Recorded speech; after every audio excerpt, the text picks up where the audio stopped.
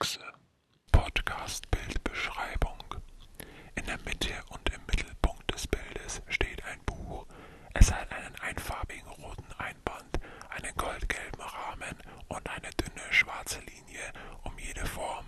Auf einem weißen Etikett auf dem Einband steht Borepo und darunter Alexan Solongo mit dem Logo von Time Flies Away.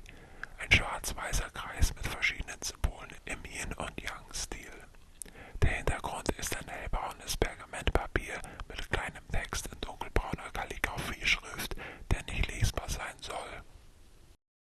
Buchcover-Bildbeschreibung.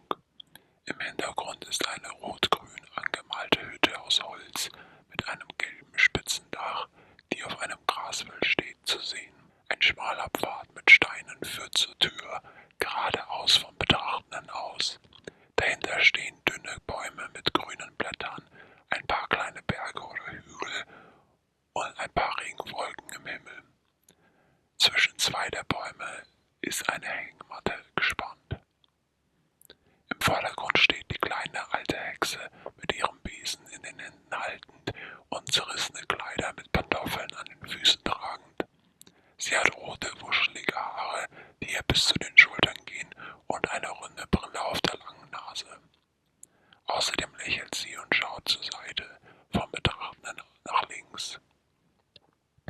In der oberen Hälfte steht der Haupttitel Rosella Wurzelbein in dicker Schreibschrift, darunter der Untertitel Keine ganz normale Hexe in dünner serifenloser Druckschrift und ganz unten in derselben Schriftart der Verlagsname Noel Verlag.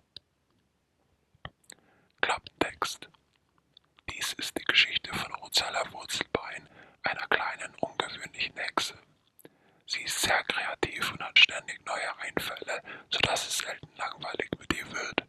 Rosella und ihre Freundin Esmeralda erleben gemeinsam viele lustige Begebenheiten, kommen sich jedoch auch immer mal wieder in die Haare. Da Rosella sich oftmals einsam fühlt, hätte sie gerne, genau wie Esmeralda, ein Haustier oder einen Wegbegleiter. Ob sich Rosellas Wunsch erfüllen wird, ihr dürft gespannt sein. Rezension.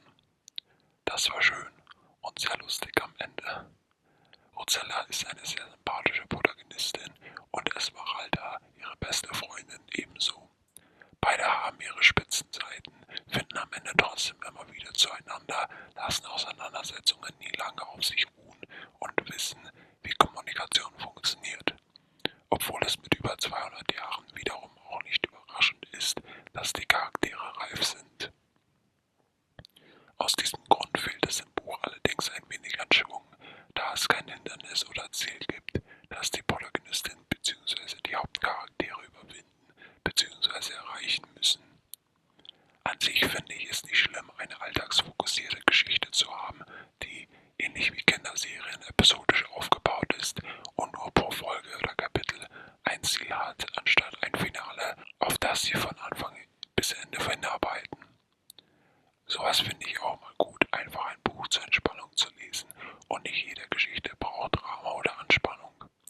Wird oft leider auch viel zu sehr unterbewertet auf dem Buchmarkt. Ebenfalls ist es toll, gesunde Freundschaften zu haben und über sie zu lesen. Die beiden Hauptcharaktere können ein echtes Vorbild für manche Leser sein. Da ich zurzeit bloß sehr in einer Nervenkitzelstimmung bin, fand ich es doch ein wenig zu entspannt manchmal. Liegt jedoch wirklich nur an meiner momentanen Stimmung. Ich weiß, dass ich es ansonsten sehr genossen hätte.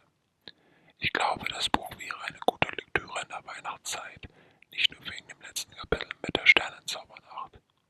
Wäre perfekt für eine Art Adventskalender. Ungefähr jeden Tag 1 bis 3 Kapitel und damit arbeitest du dich jeden Tag ein Stückchen mehr auf Weihnachten oder Silvester oder was auch immer du feierst vor, wie Rosella. Auch wenn nicht viele Kapitel in der Winterzeit spielen. Natürlich nur ein Vorschlag, aber ich denke, das wäre eine gute Sache. Gerade weil sowas Entspanntes womöglich durch den stressigen Dezember helfen könnte. Ein bisschen finde ich dem Buch fehlen Illustrationen. Muss nicht mal was Großes sein, aber halt kleine Bilder am Ende vom oder im Kapitel zwischendurch, passend zum Inhalt des jeweiligen Kapitels.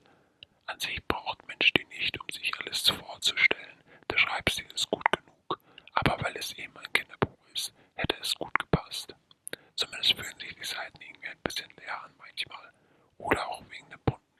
ist der physische Inhalt ein wenig zu schwarz-weiß sozusagen. Apropos Kinder, Serien oder Buch, hat mich das Ganze des Öfteren an Bibi Blocksberg erinnert. Die Kinderserie des gleichnamigen Charakters, welche eine junge Hexe ist und täglich mit ihren Hexen, aber auch Menschenfreundis tolle Abenteuer erlebt. Diesen Fall hat Rosella ebenfalls, bloß eben als alte Hexe bzw. Hexmensch. Insgesamt 4,5 Sterne von mir. Fertig gelesen habe ich es am 22. November 2023. Vielen Dank an die Autorin für ein Rezensionsexemplar. Die Meinung ist meine eigene und wurde davon nicht beeinflusst. Übrigens würde ich mich über eine Fortsetzung freuen, bzw. Rosella, Mimi, Esmeralda und Stiefel gern wiedersehen und ihre Abenteuer weiterverfolgen. Zukunfts-Ich hier. Es gibt tatsächlich eine Fortsetzung. Ich habe es noch nicht gelesen, aber die Autorin hat es im Oktober 2024